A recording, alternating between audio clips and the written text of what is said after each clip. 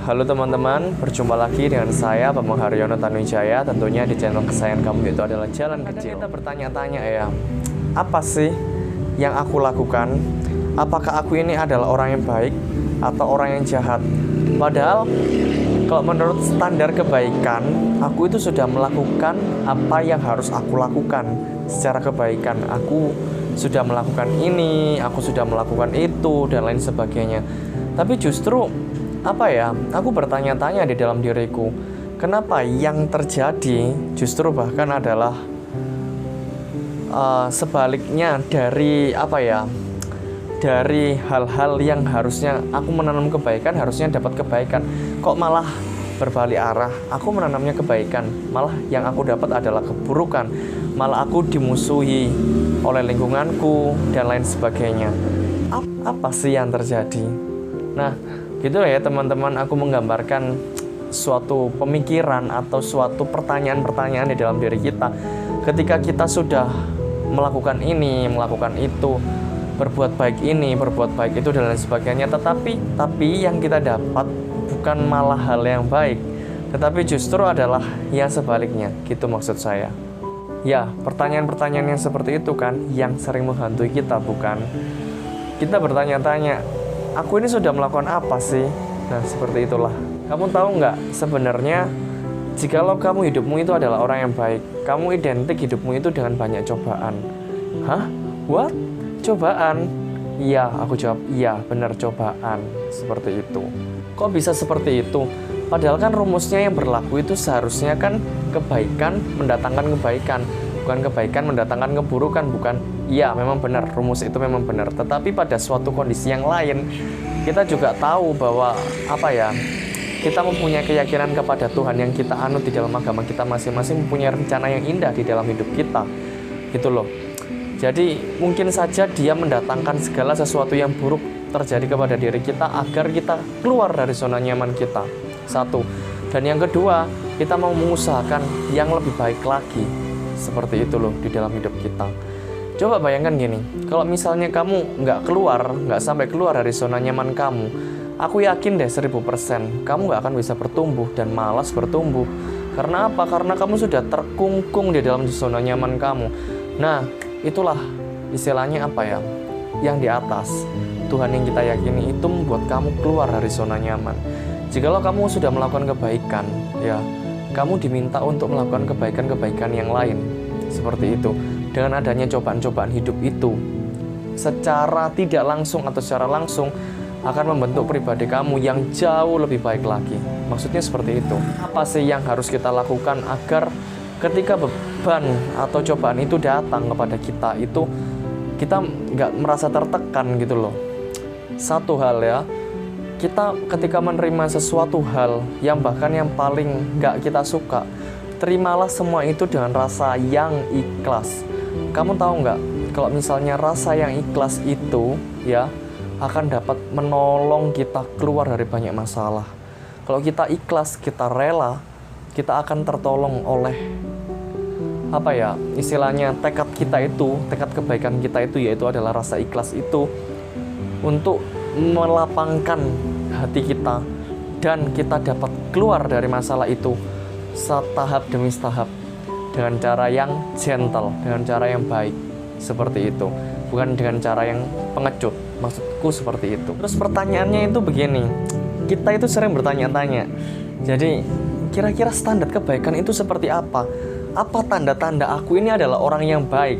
Nah, itu tema yang akan kita bahas sekarang.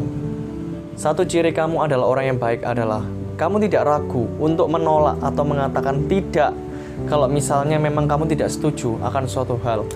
Kadang-kadang misalnya di dalam suatu pergaulan nih, misalnya kita berteman dengan banyak orang, karena kita nggak enakan sama orang. Nanti kira-kira kalau misalnya aku tolak, nanti aku dijauhi. Ntar kalau misalnya aku musuhi bagaimana? Ntar kalau misalnya aku tolak, ntar aku nggak diajak ngomong, dan lain sebagainya.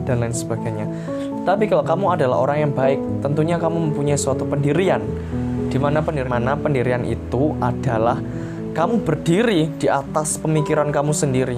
Kamu berdiri di atas diri kamu sendiri, ya.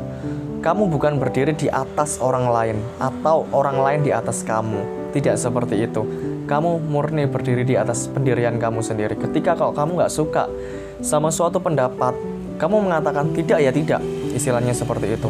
Atau bahkan kamu dengan cara yang santun, memang dengan cara yang santun ya di dalam hal ini. Tapi kalau misalnya enggak ya tetap enggak, maksudnya seperti itu. Tanpa harus ragu, tanpa harus takut, tanpa harus mempunyai suatu perasaan yang nggak enak kalau misalnya kita menolak sesuatu yang bukan keinginan kita, atau tidak sesuai atau tidak cocok dengan kita, maksudnya seperti itu. Yang kedua, orang hidup itu pasti punya tujuan, bukan? Nah, kalau misalnya kita hidup punya tujuan, berarti bagaimana caranya kita bisa mencapai goal kita, tujuan hidup kita. Orang yang baik adalah orang yang mau terpacu untuk sampai kepada goal tujuan kita, seperti itu. Karena apa? Karena prinsip hidup itu adalah kita hidup di atas kaki kita sendiri, bukan kita hidup di atas orang lain atau orang lain hidup di atas kita. Tidak seperti itu. Karena kita hidup di atas kaki kita sendiri, diri kita sendiri, maka kita punya tujuan dan bagaimana cara kita untuk mencapai tujuan itu. Seperti itu. 3. Ketika kamu dikatakan baik adalah ketika kalau misalnya kamu dapat mempengaruhi orang lain juga untuk berhasil, untuk dapat berbuat baik yang sama seperti kamu. Maksudnya seperti itu. Nah, kadang-kadang begini, yang menjadi masalah begini. Ketika, oke lah, sekarang dia masih belum berhasil nih, aku akan support dia seperti itu, karena dia belum berhasil nih. Tapi kalau misalnya kita melihat suatu tanda-tanda bahwa dia akan berhasil, dia akan mencapai suatu tujuan hidup dia yang lebih baik. Nah, disitulah penyakit hati kita kadang-kadang muncul. Nah, kita harus mewaspadai itu loh. Karena kita menekankan diri, kita mau menjadi orang baik, maka kita harus mengkikis yang namanya kekotoran batin kita. Bagaimana cara kita mengkikis kekotoran batin kita? Yaitu adalah terus berbuat baik, dan terus berbuat baik, seperti itu. Kalau misalnya kita sudah mendukung, istilahnya membantu teman kita untuk keberhasilan dia sekarang dan yang akan datang nanti, ya, maka kita harus komit. Dalam arti menyelesaikannya dari awal sampai akhir. Jangan putus-putus, jangan setengah-setengah juga. Jangan nanti karena kalau misalnya ternyata yang aku bantu nih, dia lebih berasal dari aku. Nah, seperti itu. Nah, akhir-akhirnya kita nggak mau semangat lagi deh membantu. Nah, akhir-akhirnya kita nggak mau lagi deh berbuat baik untuk membantu teman kita.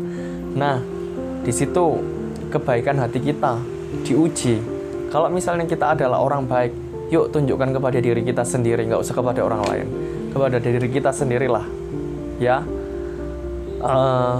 Bagaimana kita mau komit terhadap apa yang menjadi keputusan kita itu dan melaksanakan apa yang menjadi keputusan kita itu.